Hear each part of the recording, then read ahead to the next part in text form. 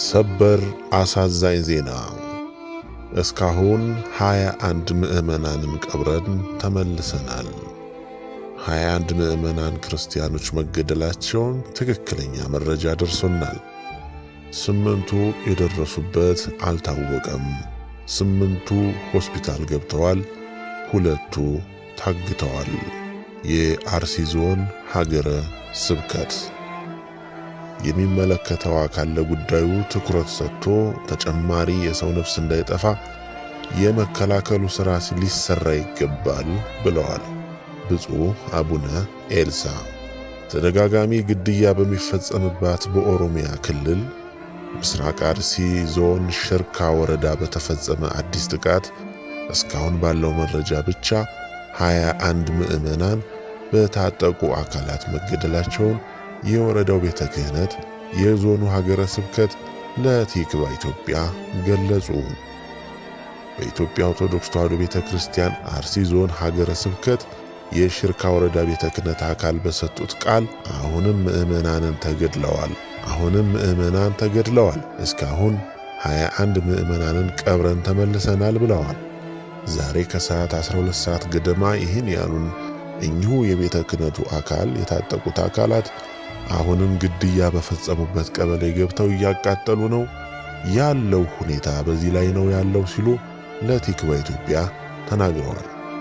አዲሱ ግድያ የተፈጸመው ሐሙስ የካቲት 19 ቀን 2018 ዓ.ም ጀምሮ መሆኑን ገልጸው የታጠቁት አካላትን አሁን እኔና እናንተ በምናወራባት ሰዓት ለማጥቃት ተመልሰው እዚያው ቀበሌ ገብተዋል፣ እየገደሉ ነው ያሉት ብለዋል። አመራሩ አዲሱ ግድያ የተፈጸመበት ቀበሌ በሽርካ ወረዳ ጃዌ ዋጩ እንደሚባል የገለጹ ሲሆን አካባቢው አሁንም ከፍተኛ የስጋት ቀጠና ላይ በመሆኑ ሰሚ ካለ ትኩረት እንዲሰጥም የሚያሳስቡ መረጃዎችም ከስፍራው እየወጡ ናቸው። ስለ ግድያው መረጃ ደርሶት እንደሆነ ቲክቫ ኢትዮጵያ ምላሽ የጠየቀው በኢትዮጵያ ኦርቶዶክስ ተዋሕዶ ቤተ ክርስቲያን የአርሲ ዞን ሀገረ ስብከት በበኩሉ ግድያው እንደ አዲስ ተቀስቅሶ ከትናንት ጀምሮ እየተፈጸመ መሆኑን ከወረዳው ቤተ ክህነት ባገኘነው መረጃ መረዳቱን ገልጿል። አንድ የዞን ሀገረ ስብከቱ አመራር በሰጡት ቃል የተገደሉት 22 ናቸው እየተባለ ነው፣ 21 መገደላቸውን ግን ትክክለኛ መረጃ ደርሶናል ሲሉ ተናግረዋል። በደረሳቸው መረጃ መሰረት ሽርካ ወረዳ ጃዊ ቀበሌ የገበሬ ማህበር የካቲት 19 ቀን ለ20 አጥቢያ ከሌሊቱ 10 ሰዓት ጀምሮ አንድ ካህን፣ 2 ሴቶችና 18 ወንዶች በድምሩ 21 የንጹሃን ወገኖቻችን ሕይወት አልፏል ብለዋል። እንዲሁም 2 ሰዎች በታጣቂዎች ታግተዋል። ሌሎች 8 ሰዎች ጠፍተው የደረሱበት አይታወቅም። ሌሎች 8 ደግሞ በጋምቤላ ሆስፒታል ሕክምና ላይ ይገኛሉ ሲሉ ገልጸውልናል። የዞኑ ሀገረ ስብከት የካቲት 17 ቀን 2018 ዓ.ም በመርቴ ወረዳ ፈረቅሳ በተባለ ቦታ 4 ሰዎች ተገድለው ከ10 የሚልቁ አባወራ ቤቶች ሙሉ በሙሉ መውደማቸውን አስታውሷል። የሶማሊያና ምስራቅ አርሲ አህጉረ ስብከት ሊቀ ጳጳስ ብፁዕ አቡነ ኤልሳ በበኩላቸው በሽርካ ወረዳ ትናንት 21 ኦርቶዶክሳውያን መገደላቸውን ለማኅበረ ቅዱሳን ቴሌቪዥን ገልጸው ከሞቱት 21 ምዕመናን መካከል አንደኛው ካህን እንደሆኑ የሁሉም ሥርዓተ ቀብራቸው ዛሬ መፈጸሙን ተናግረዋል። 2 ምዕመናን መታፈናቸውንና 8ቱ የት እንደደረሱ እንደማይታወቅ በመግለጽ የአርሲ ዞን ሀገረ ስብከትን ሐሳብ ተጋርተው የልጆቻችን ሞት የእኛም ሞት ነው በማለት ለቤተሰቦቻቸው መጽናናትን ተመኝተዋል። በከንቱ ስለምን ይገድሉናል? የሚመለከተው አካል ለጉዳዩ ትኩረት ሰጥቶ ተጨማሪ የሰው ነፍስ እንዳይጠፋ የመከላከሉ ሥራ ሊሰራ ይገባል ሲሉም አሳስበዋል።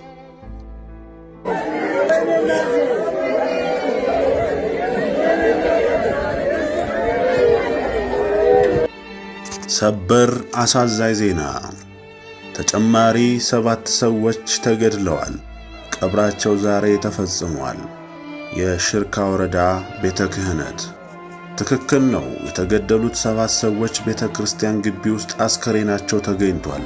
እነዚህ ትናንት ወዲያ ከተገደሉት 21 ምዕመናን ውጭ የተገደሉ ናቸው። የአርሲ ዞን ሀገረ ስብከት ከትላንት ወዲያ 21 ምዕመናን ሲገደሉ 8 የደረሱበት አልታወቀም። 8ቱ ሆስፒታል ገብተዋል፣ 2 ታግተዋል በተባለበት በኦሮሚያ ክልል ምስራቅ አርሲ ዞን ሽርካ ወረዳ ትላንት ምሽት ተጨማሪ ምዕመናን መገደላቸው ታውቋል።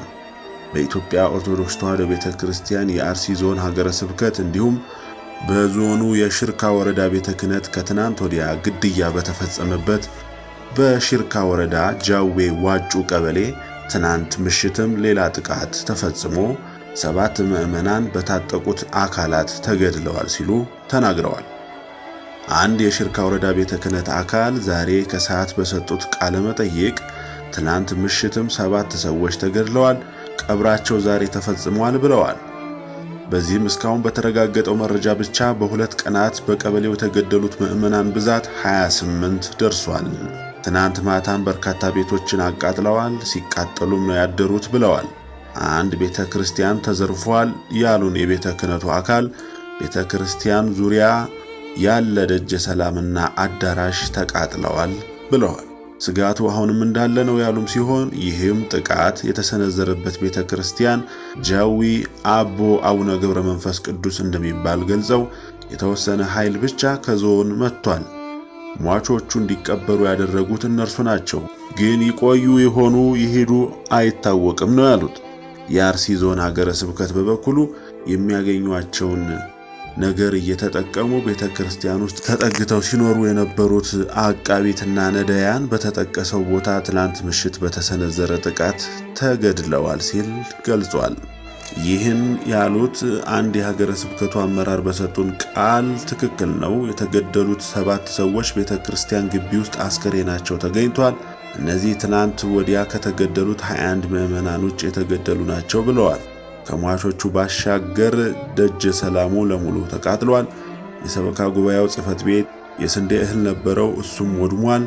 ብዙ ቤቶችም ተቃጥለዋል ሲሉ አክለዋል።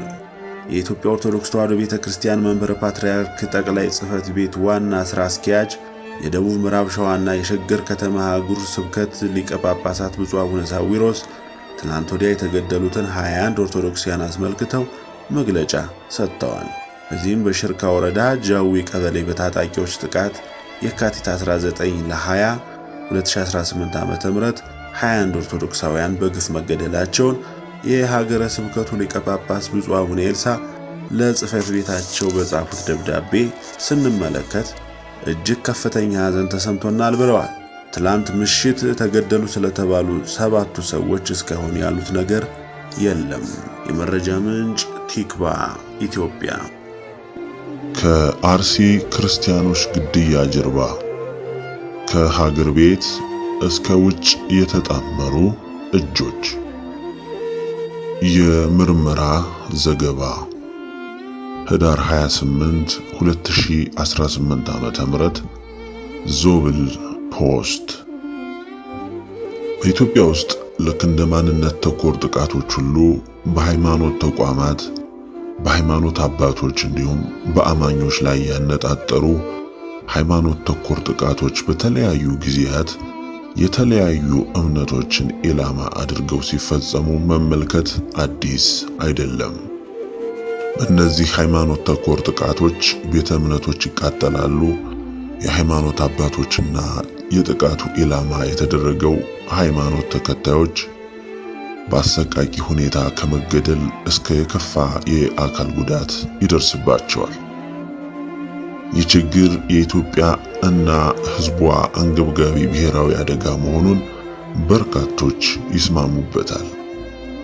በኢትዮጵያ ከተፈጸሙ ሃይማኖት ተኮር ጥቃቶች መካከል ካሳለፍነው የ2018 ዓመተ ምህረት የጥቅምት ወር ጀምሮ እስከ ህዳር ወር የቀጠለው በኢትዮጵያ ኦርቶዶክስ ተዋሕዶ ቤተክርስቲያን የሃይማኖት አባቶችና ምዕመናን ላይ በኦሮሚያ ክልል አርሲ ዞን የተፈጸመው ሃይማኖት ተኮር ጥቃት አንዱ ነው። በእርግጥ በአካባቢው መሰል ሃይማኖት ተኮር ጥቃቶች መፈጸም ከጀመሩ ከ3 አስርት ዓመታት በላይ መቆጠሩን የተለያዩ ተጨባጭ መረጃዎች ያሳያሉ። ዞብል ፖስትም እንደ አንድ የኢትዮጵያን ሀገራዊ እንዲሁም የአፍሪካ ቀንድን ቀጠናዊ ጉዳዮች በንቃት እንደሚከታተልና ወሳኝ ክስተቶችን ለአንባቢያን እንደሚያቀርብ የዲጂታል መጽሔት ለአንድ ወር ያክል የመረጃ ማሰባሰብ ተግባራትን ካከናወነ በኋላ በአርሲ ክርስቲያኖች ላይ የሚፈጸሙ ተደጋጋሚ ጥቃቶችን ለመዳሰስ ያለመውን ይህንን የምርመራ ዘገባ አዘጋጅቷል። የዚህ የምርመራ ዘገባ ዋነኛ ዓላማ ከቁጥር ባሻገር ያሉ ጉዳዮችን መዳሰስ ሲሆን የዘገባው ዋነኛ ትኩረት በአርሲና አካባቢው በሚኖሩ የኢትዮጵያ ኦርቶዶክስ ተዋሕዶ ቤተክርስቲያን የሃይማኖት አባቶችና የሃይማኖቱ ተከታዮች ላይ ከሚፈጸሙ ጥቃቶች ጀርባ ያሉ እጆችንና የጥቃቶቹን ፈጻሚዎች ፍላጎቶች አጥንቶ ለአንባቢያን ለአድማጮች ማቅረብ ነው። የምርመራ ዘገባውን ለማዘጋጀት ለጉዳዩ ቅርበት ያላቸውንና ተጨባጭ መረጃዎችን ሊሰጡን ከሚችሉ በኢትዮጵያና ከኢትዮጵያ ውጭ ከሚኖሩ ሰዎች ጋር ቃለ ምልልስ አድርገናል። ከዚህም በተጨማሪ መንግስታዊ የሆኑና ያልሆኑ ተቋማት ያወጧቸውን ሪፖርቶች እንዲሁም የሀገር ውስጥና የውጭ ሀገራት ሚዲያዎች ከሰሯቸውና መጽሔታችን ትኩረቱን ካደረገበት ጉዳይ ጋር ተያያዥነት ያላቸውን ዘገባዎችን በግብዓትነት ተጠቅመናል። ዘገባውን ለማጠናቀር የተጠቀምናቸውን መረጃዎች ለማጋራት ፈቃደኛ ሆነው በቃለ መጠይቁ የተሳተፉ ግለሰቦችን አስቀድመን እያመሰገንን በጥያቄዎች መሰረት ለእነሱም ሆነ ለቅርብ ቤተሰቦቻቸው ደህንነት ሲባል ለዞብል ፖስት ጥያቄዎች ከሰጧቸው ምላሾች ውጪ ያሉ የቃለ መጠይቁ ተሳታፊዎችን ማንነት እንዲሁም ማንነታቸውን ሊገልጹ የሚችሉ ተያያዥ ጉዳዮችን ከመጥቀስ ተቆጥበናል።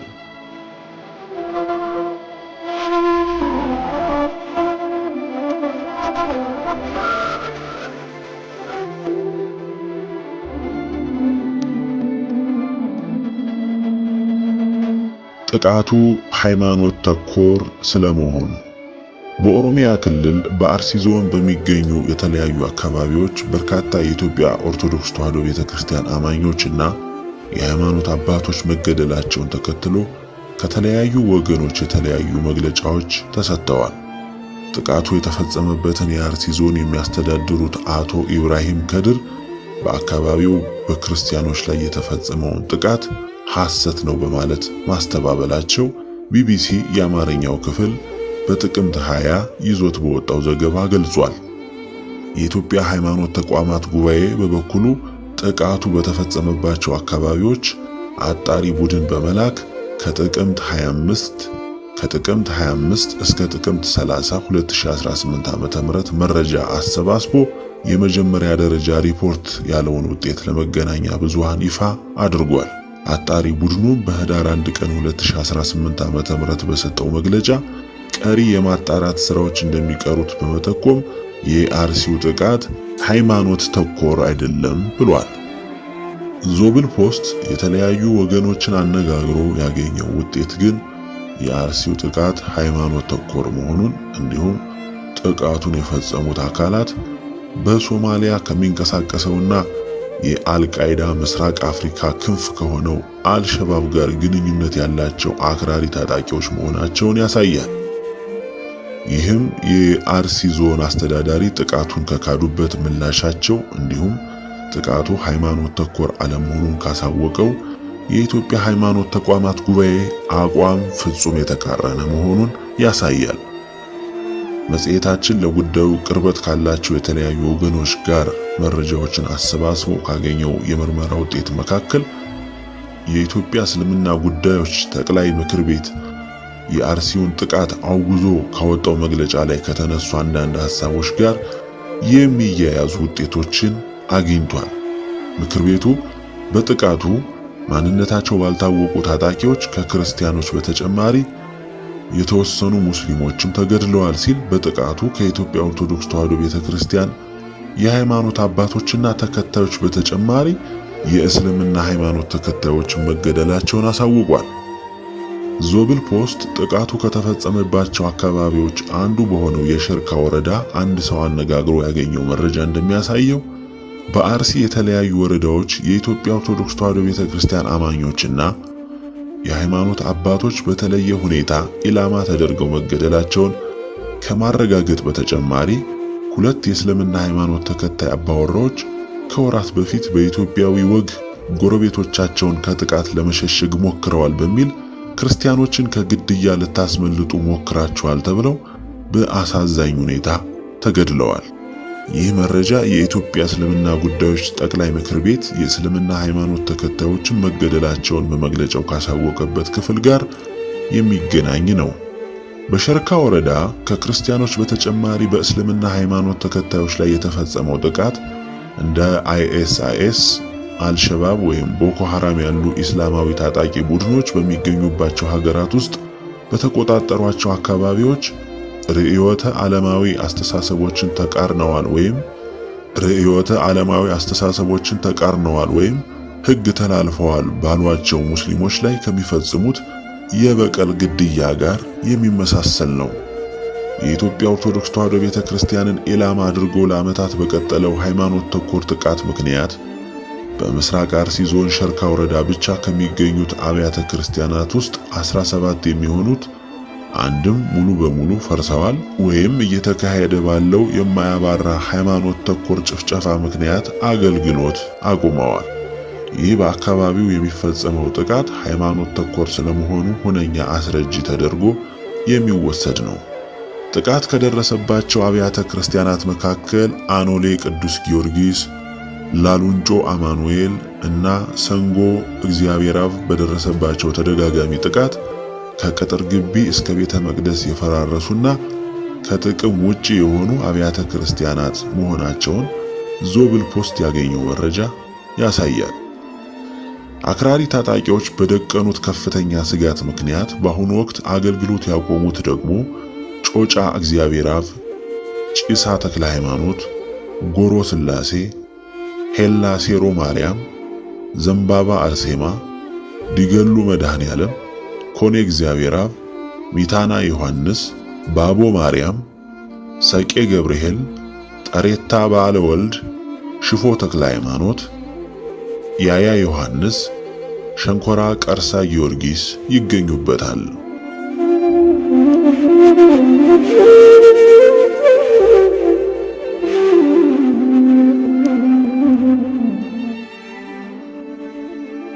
ራሱን በይፋ ያልገለጠው የአልሸባብ ክንፍ በኢትዮጵያ ስለመኖሩ በተለያዩ ጊዜያት በአርሲና አካባቢው በኢትዮጵያ ኦርቶዶክስ ተዋሕዶ ቤተክርስቲያን የሃይማኖት አባቶችና አማኞች ላይ ጥቃት የሚፈጽሙ አካላት ማንነት ሲጠየቅ በመንግስት የመገናኛ ብዙሃንና ሌሎች ተቋማት በኩል አንዳንድ ጊዜ ኦነግ ሸኔ፣ ሌላ ጊዜ በአካባቢዎቹ አልፎ አልፎ የሚንቀሳቀሱ ማንነታቸው ያልታወቁ ታጣቂዎች የሚሉ ምላሾች ሲሰጡ ይደመጣል።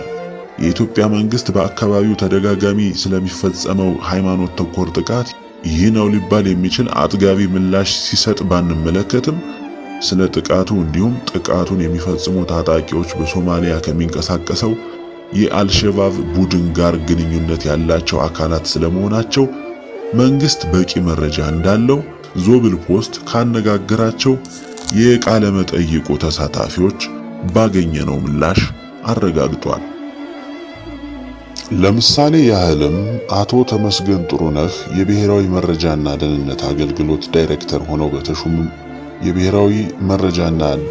አገልግሎት ዳይሬክተር ሆነው በተሾሙበት ወቅት በአርሲና ባሌ አካባቢዎች የአልሸባብ ሰንሰለት መኖሩን የአሜሪካ መንግስት ለኢትዮጵያ መንግስት አሳውቋል።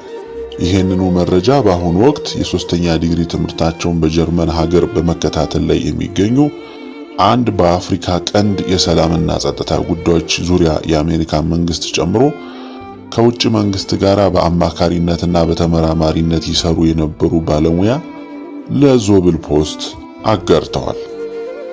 አቶ ተመስገን የደህንነት መስሪያ ቤቱ ሹም የሆኑበት ጊዜ ማለት ደግሞ የፌዴራል መንግስቱ ከህወሓት ጋር በጦርነት ላይ የነበረበትን ወቅት እንደ ጥሩ አጋጣሚ በመጠቀም በፈረንጆቹ ነሐሴ 2022 ዓ.ም አልሸባብ የኢትዮጵያን ድንበር ጥሶ ገብቶ ጥቃት የፈጸመበት ጊዜ ማለት ነው። የአልሸባብን ጥቃት ተከትሎ ቮይስ ኦፍ አሜሪካ የኢትዮጵያንና ሶማሊያን የጸጥታ ባለስልጣናት አነጋግሮ ባወጣው ዘገባ የአልሸባብ ታጣቂዎች ኢትዮጵያንና ሶማሊያን በሚያዋስኑ ሂራንና ባኮል ተብለው በሚጠሩ የድንበር አካባቢዎች አቋርጠው 150 ኪሎ ሜትር ያህል የኢትዮጵያን ድንበር አልፈው መግባታቸው፣ እንዲሁ የሶስተኛ ዲግሪ ትምህርታቸውን በሀገረ ጀርመን በመከታተል ላይ የሚገኙት የቃለ መጠይቁ ተሳታፊ አልሸባብ የኢትዮጵያን ድንበር ጥሶ መግባቱን ተከትሎ የኢትዮጵያ ጸጥታ ኃይሎች በወሰዱት አጻፋዊ እርምጃ ከተገደሉት የሽብር ቡድኑ አባላት መካከል በርካታ ኢትዮጵያውያን እንደሚገኙበት በማስታወስ አቶ ተመስገን ጥሩነህ የደህንነት መስሪያ ቤቱ ሹም በነበሩበት ወቅት ብቻ ሳይሆን ከሳቸው በፊትም ሆነ በኋላ አልሸባብ በኢትዮጵያ ሰንሰለት መዘርጋቱን ለደህንነት መስሪያ ቤቱና ለሌሎች የኢትዮጵያ መንግስት ባለስልጣናት ተመሳሳይ መረጃ ይደርሳቸው እንደነበረ አያይዘው ገልጸዋል። የኢትዮጵያ መንግስት በአፍሪካ ቀንድ ያለውን የአክራሪ ታጣቂ ቡድኖች ሁኔታ በተመለከተ ከውጭ ተቋማት ሊደርሰው ከሚችለው መረጃ በተጨማሪ በራሱ የመረጃና ደህንነት አሰራር ሊደርስበት የሚችል ጉዳይ እንደሆነ የሚጠበቅ ነው። እንዲያም ሆኖ ግን በአርሲና አካባቢው በክርስቲያኖች ላይ የሚፈጸመውን ተደጋጋሚ ጥቃት ከማስቆም ይልቅ በዝምታ መመልከትን መምረጡን ራሱ መንግስት ከሚያሳየው ባህሪ መገንዘብ ይቻላል። በእርግጥ ዞብል ፖስት ያደረገው የምርመራ ዘገባ የሚመለከተው በኢትዮጵያ የተዘረጋውን የአልሸባብ ሰንሰለት በተመለከተ ቢሆንም ባሳለፍነው ሐምሌ ወር 2017 ዓ.ም የብሔራዊ መረጃና ደህንነት አገልግሎት 82 የሚጠጉ ለሽብር ተልዕኮ የተመለመሉ የአይኤስአይኤስ አባላትን በቁጥጥር ስር መዋሉንና ሌሎች በቁጥጥር ስር ባልዋሉት ላይ ተጨማሪ አሰሳ እያደረኩ ነው ማለቱ ይታወሳል። ይህ መንግስት ለህዝብ ይፋ ያደረገው መረጃ የሚያመላክተው ዓለም አቀፍና ቀጠናዊ የሽብር ቡድኖች በኢትዮጵያ አባላትን ከመመልመል ጀምሮ የጥቃት ተልዕኮ እስከ መስጠት የደረሰ ሰንሰለት መዘርጋት መቻላቸውን ነው። በክርስቲያኖች ላይ የማያባራ ጥቃት ከሚፈጸምባቸው አካባቢዎች አንዱ የሆነው የአርሲ ዞንም የእነዚሁ የሽብር ቡድኖች ፍላጎት ማስፈጸሚያ ስለመሆኑ ለዚህ የምርመራ ዘገባ ተጨባጭ መረጃ ካቀረቡት የቃለ መጠይቅ ተሳታፊዎች የተገኘው ምላሽ ያሳያል።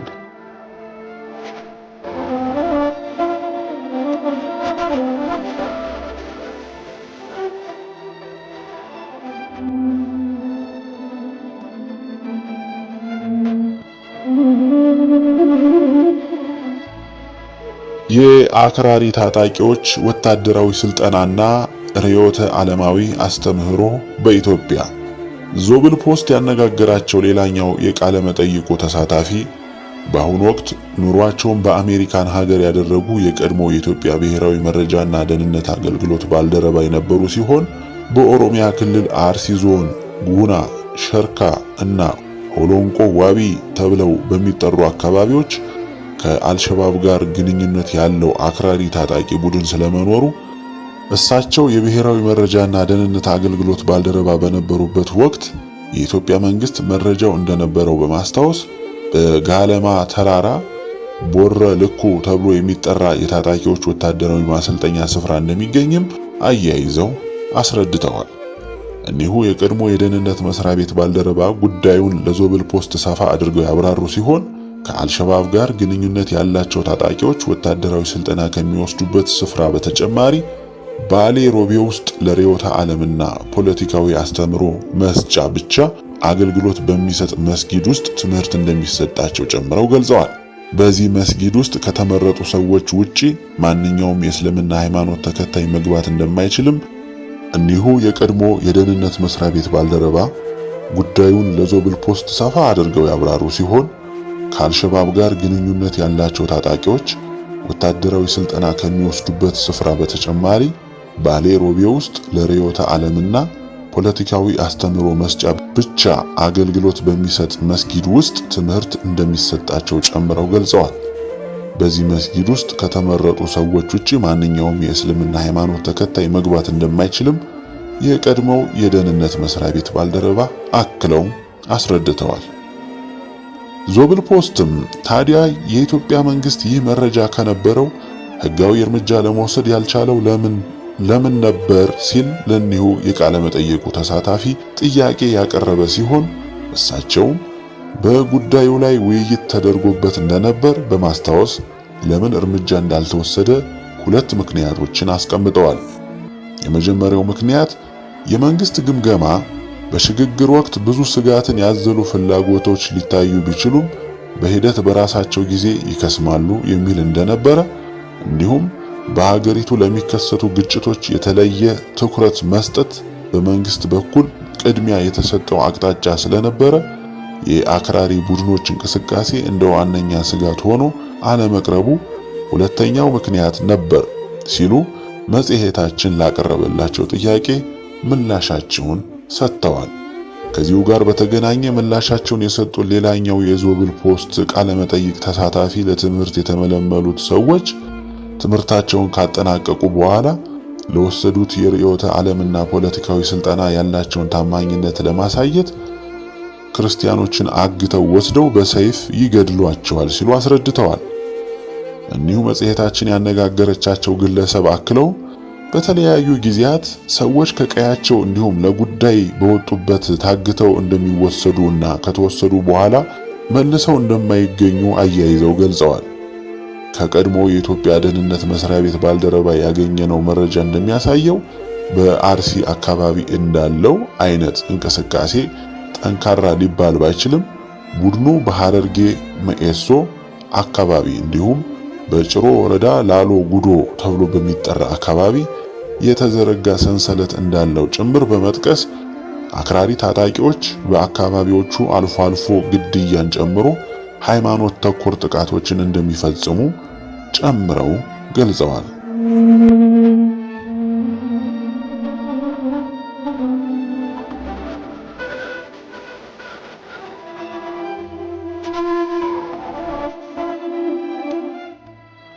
ከኢትዮጵያ ሶማሊያ ያለው የግንኙነት መስመር መጽሔታችን ዞብል ፖስት ለጉዳዩ ቅርበት ካላቸው አካላት ጋር ቃለ ምልልስ አድርጎ ያገኘው ምላሽ እንደሚያሳየው ራሱን የዚህ ቡድን ክንፍ ነኝ ብሎ በይፋ ባይገልጽም ከአልሸባብ ጋር የተዘረጋ ሰንሰለት ያለው ታጣቂ ቡድን በኦሮሚያ ክልል አርሲና ባሌ አካባቢዎች መኖሩን የሚያረጋግጡ ተጨባጭ መረጃዎችን አግኝቷል።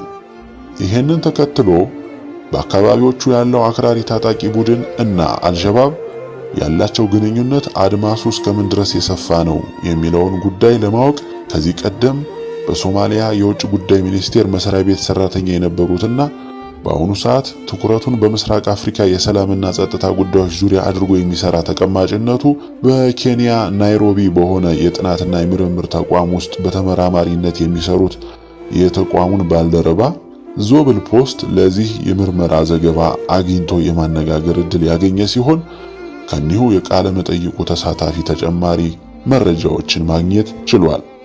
መጽሔታችን ከነዚህ የምስራቅ አፍሪካ ሰላምና ጸጥታ ጉዳዮች ተመራማሪ ያገኘው መረጃ እንደሚያሳየው ኢትዮጵያውያን አልሸባብን በሁለት ዋና ዋና መንገዶች ይቀላቀላሉ። በኢትዮጵያ ያሉ የሀገር ውስጥ የግንኙነት መስመሮችን በመጠቀም በዶሎ ጅግጅጋና በሽንሌ በኩል በድንበር በማቋረጥ አልሸባብን መቀላቀል አንደኛው መንገድ መሆኑን መጽሔታችን ያገኘው መረጃ ያሳያል። ከዚሁ ጋር በተገናኘ የአርቲስት ሃጫሉ ሁንዴሳን ግድያ ተከትሎ በሰኔ 2013 ዓ.ም በአርሲ ዞን የተለያዩ አካባቢዎች በርካታ ክርስቲያኖችና የአማራ ተወላጆች የተገደሉበትን ክስተት ያስተባበሩና የመሩ ግለሰቦች በሕግ ቁጥጥር ስር ከዋሉ በኋላ ሻሸመኔ ከሚገኝ እስር ቤት እንዲያመልጡ ተደርጎ ወደ ሶማሊያ እንዲሄዱ መደረጋቸውን ሌላኛው የመጽሔታችን ቃለ ምልልስ ተሳታፊ አስረድተዋል። ከእስር አምልጠው ወደ ሶማሊያ የሄዱት ሰዎች 4 ሲሆኑ ሁኔታው በሀገር ውስጥ ያለው የአልሸባብ የግንኙነት መስመር ኢትዮጵያውያን ወደ ሶማሊያ ተጉዘው ቡድኑን እንዲቀላቀሉ ያደርጋል የሚለውን ጉዳይ የሚያጠነክር ነው።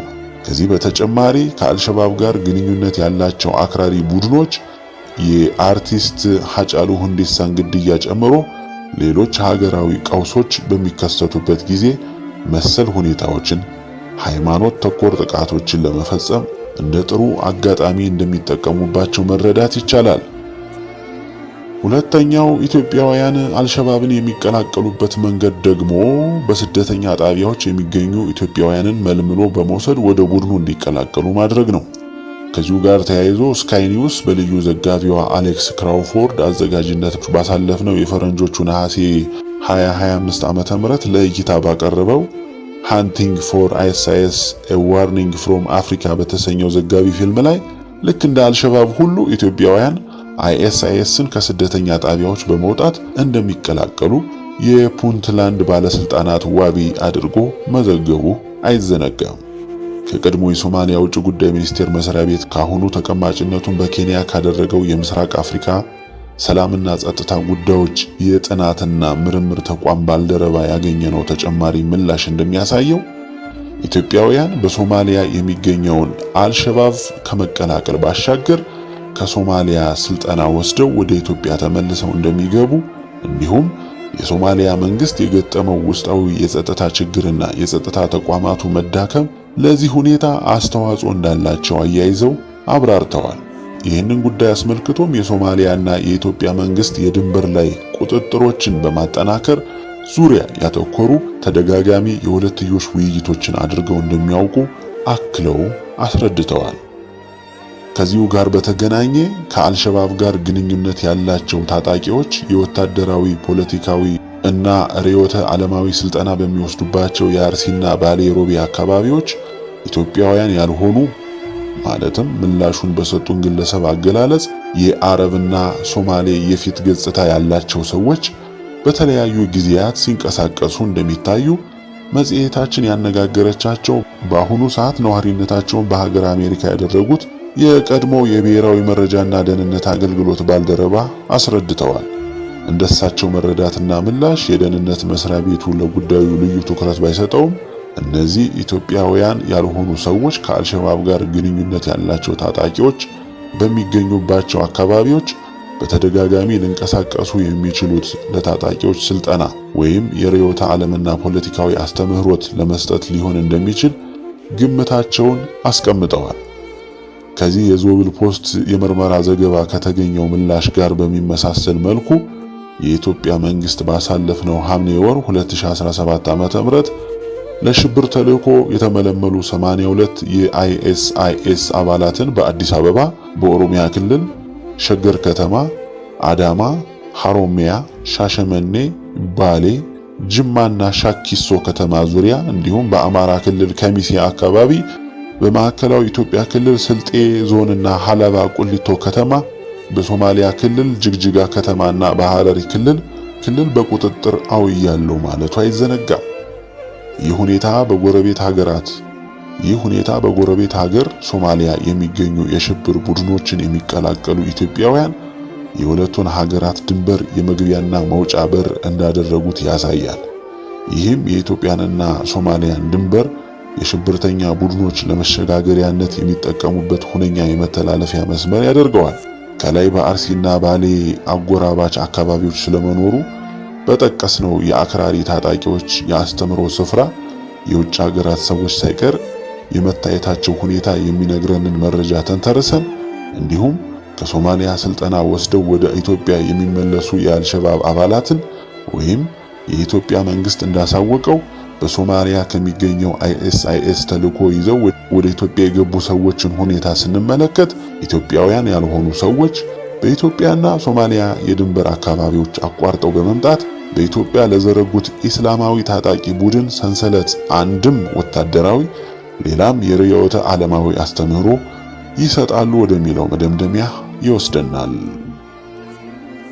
ይህ የሁኔታዎች ትስስር የሚነግረን አንድ ጉዳይ ቢኖር እንደ አልሸባብ ያሉ ኢስላማዊ ታጣቂ ቡድኖች ለተልኳቸው አስቻይ የሆኑ የግንኙነት መስመሮችን በሀገር ውስጥ ከሚገኙ የቡድኑን ርዕዮተ ዓለም ተኮር ሃይማኖታዊ ፍላጎት ከሚደግፉ አካላት ጋር በመቀናጀት የግንኙነት ሰንሰለት መዘርጋት መቻላቸውን ነው። በዚህ የምርመራ ዘገባ የተገኙ ውጤቶችም በአርሲና አካባቢው የሚፈጸሙ የማያባሩ ሃይማኖት ተኮር ጥቃቶችን እንደ አይን ገላጭ ማሳያ ተደርገው ሊወሰዱ ይችላሉ። ራሳቸውን ዓለም አቀፋዊና ርዕዮተ ዓለም ተኮር ታጣቂ ቡድን አድርገው የሚገልጹ ኃይሎች በተለያዩ የዓለማችን ክፍሎች የተጽዕኖ አድማሳቸውን ወይም ስፌር ኦፍ ኢንፍሉዌንስ ማስፋት አንደኛው ስትራቴጂያቸው ነው። ኢትዮጵያ ዘላለማዊ ጠላቴ ናት የሚለውና በምስራቅ አፍሪካ ሶማሌዎች የሚገኙባቸውን ግዛቶች ጠቅልሎ ኢስላማዊ መንግስት ለማቋቋም የሚንቀሳቀሰው አልሸባብ ሆነ አይኤስአይኤስ በኢትዮጵያ ውስጥ የተጽዕኖ አድማሳቸውን ማስፋት ዋነኛ ትኩረታቸው ስለመሆኑ የተለያዩ ጥናቶች ያሳያሉ። በአርሲና በሌሎች አካባቢዎች በክርስቲያኖች ላይ የሚፈጸመው ሃይማኖት ተኮር ጥቃቶችም እነዚሁ ኢስላማዊ ታጣቂ ቡድኖች ሊያስፋፉት የሚፈልጉት ርዕዮተ ዓለማዊ ፍላጎት አካል ተደርገው ሊወሰዱ እንደሚችሉ በዚህ የምርመራ ዘገባ የተገኙ ውጤቶች ያሳያሉ። መጪው ጊዜ ምን ሊመስል ይችላል? እንደ መደምደሚያ በኢትዮጵያ ውስጥ መንግስት የዜጎችን ደህንነት የማስጠበቅንና የሀገር ሉዓላዊነትን የማስከበርን ትንሹን ሚና መወጣት ባለመቻሉ በሀገሪቱ ብሔራዊ ስጋት ሆነው ከሚቀጥሉ ሀገራዊ ቀውሶች መካከል ሃይማኖት ተኮር ጥቃት አንዱ ስለመሆኑ በርካታ ተጨባጭ ማሳያዎች አሉ። ይህ ሁኔታ ከሀገር ውስጥ እስከ ውጪ የተጣመሩ አክራሪ ቡድኖች አስተሳሰብ እንዲስፋፋና የጥፋት ፍላጎቶቻቸው እንዲፈጸሙ ምቹ መደላድልን ሊፈጥር ይችላል። እንደ አልሸባብ ያሉ የሽብር ቡድኖችን አስተምህሮና ፖለቲካዊ ፍላጎት ሰፋ አድርገን ስንመለከት ደግሞ በሀገር ቤት የተከሉትን የግንኙነት መስመር በመጠቀም ሃይማኖት ተኮር ጥቃቶችን ከመፈጸም ባሻገር በመካከለኛው ምስራቅና አንዳንድ የአፍሪካ ሀገራት እንደተመለከትነው በኢትዮጵያም ከከፍተኛ ሀገራዊ ውድመት እስከ ሀገር ፍርሰት ሊያስከትሉ የሚችሉ ውጥኖች ሊኖሯቸው እንደሚችል በአፍሪካ ቀንድ ካላቸው ይዞታና በቀጠናው ላይ ከሚያሰራጩት ፕሮፓጋንዳ መረዳት ይቻላል። ከዚህም በተጨማሪ በሱዳን ያለው የእርስ በርስ ጦርነት ኢትዮጵያ ከጎረቤት ሀገራት ጋር ያላት የግንኙነት መሻከር እንዲሁም ግብጽ በአፍሪካ ቀንድ ያላት ተጽዕኖ እያደገ መምጣቱ ኢትዮጵያን ለአክራሪ ቡድኖች የመስፋፋት እንቅስቃሴና ለሌሎች አሉታዊ የውጭ ፍላጎቶች ይበልጥ ተጋላጭ እንድትሆን የሚያደርጉ የወቅቱ ቀጠናዊ ትኩሳቶች ናቸው። አበቃን። እንግዲህ ውድ ቤተሰቦቻችን፣ ውድ የሚዲያችን ተከታታዮች ዞብል ፖስት ከአርሲ ክርስቲያኖች ግድያ ጀርባ ከሀገር ቤት እስከ ውጭ የተጣመሩ እጆች ብሎ ያቀረበው የምርመራ ዘገባ እንዳደመጣችሁት ነው።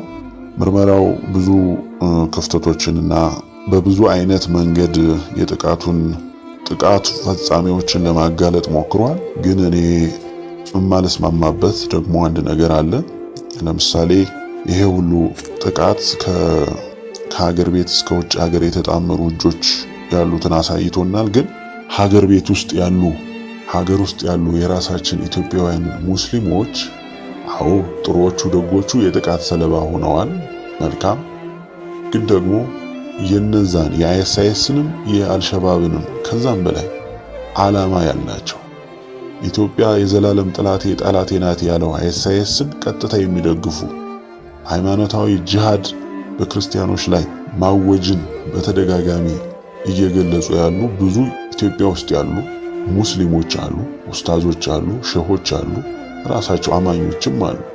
ስለዚህ አልሸባብ እና አይኤስአይኤስ የፈለገ ቢደራጁ ኃይልና አቅም ሊያገኙ የሚችሉት ከዚሁ ከራሳችን ኢትዮጵያውያን ሙስሊሞች ውስጥ እነሱን የሚደግፍ የእነሱን ሐሳብ የሚጋራ ጂሃድ የሚለውን ሐሳብ ለመፈጸም የሚስማማ ሰው ያገኛሉ ማለት ነው። ለዚህም ነው በዚህ ዓመት በተለይ በአደባባይ ላይ ክርስቲያኖችን መግደል እንደሚያጸድቅ ጂሃድ መፈጸም እንዳለባቸው በአደባባይ እየተናገሩ ያሉ ብዙ ሙስሊሞች አሉ። ስለዚህ የዚህ ጥናታዊ ምርመራ አንዱ ክፍተት ይሄ ነው ብዬ መናገር እችላለሁ ማለት ነው። ስለዚህ ከዚህ በኋላ ይሄንን ድምጽ ሰምታችሁ ሊሆን ይችላል። ዞብል ፖስቶች ጥናታዊ ምርመራችሁን ከሀገር ውጭ ያለውን ብቻ ሳይሆን ከሀገር ውስጥ ያለውንም አደገኛ ተልዕኮ ተቀባይ ሙስሊም ኡስታዞች አሉ፣ ሙስሊም ሾሆች አሉ፣ ሙስሊም መምህራኖች አሉ፣ ከግለሰቦች ከአማኞች ጭምር ማለት ነው። ስለዚህ እሱንም እንድትመረምሩና በክፍል 2 እንድታቀርቡት እንጠይቃለን።